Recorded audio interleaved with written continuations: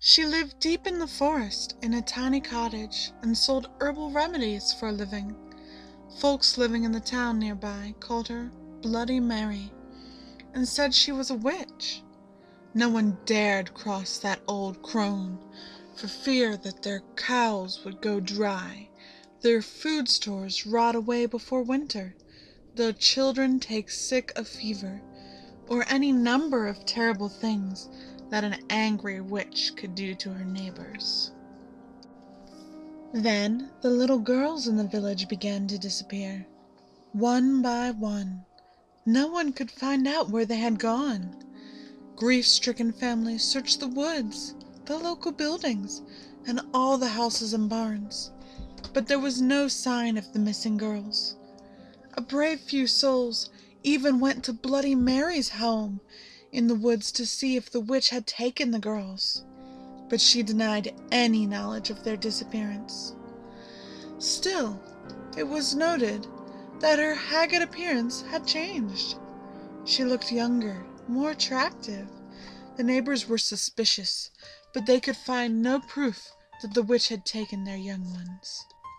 Then came the night when the daughter of a miller rose from her bed and walked outside, following an enchanting sound no one else could hear. The miller's wife had a toothache and was sitting up in the kitchen treating the tooth with an herbal remedy when her daughter left the house. She screamed for her husband and followed the girl out of the door. The miller came running in his nightshirt. Together they tried to restrain the girl, but she kept breaking away from them and heading out of town. The desperate cries from the miller and his wife woke the neighbors. They came to assist the frantic couple. Suddenly, a sharp-eyed farmer gave a shout and pointed towards the strange light at the edge of the woods. A few townsmen followed him out into the field and saw Bloody Mary standing beside a large oak tree, holding a magic wand that was pointed towards the miller's house.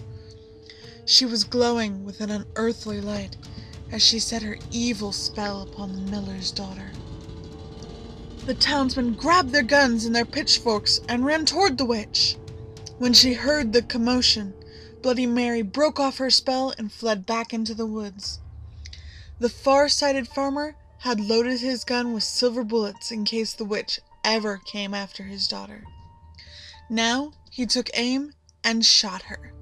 The bullet hit Bloody Mary in the hip, and she fell to the ground. The angry townsmen leapt upon her and carried her back into the field, where they built a huge bonfire and burned her at the stake. As she burned, Bloody Mary screamed a curse at the villagers. If anyone mentioned her name aloud before a mirror, she would send her spirit to revenge herself upon them for her terrible death. When she was dead, the villagers went to the house in the woods and found the unmarked graves of the little girls the evil witch had murdered. She had used their blood to make her young again. From that day to this, anyone foolish enough to chant Bloody Mary's name 3 times before a darkened mirror will summon the vengeful spirit of the witch. It is said that she will tear their bodies to pieces and rip their souls from their mutilated bodies. The souls of these unfortunate ones will burn in torment as Bloody Mary once was burned, and they will be trapped forever in the mirror.